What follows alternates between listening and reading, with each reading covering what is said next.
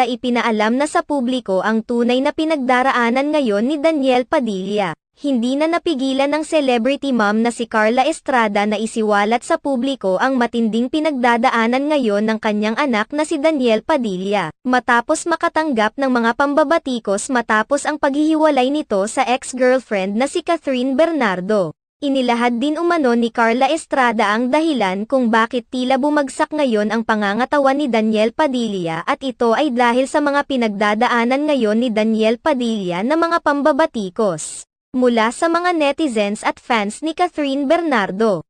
Matatandaan na magmula nang inamin ni Daniel Padilla at Catherine Bernardo ang kanilang hiwalayan. Ibinunton na kay Daniel Padilla ang lahat ng sisi sa kabila ng hindi nila pagsisiwalat sa totoong dahilan nito. Nauna namang iginiit ni Catherine Bernardo sa kanyang pahayag na mutual decision nila ang kanilang paghihiwalay at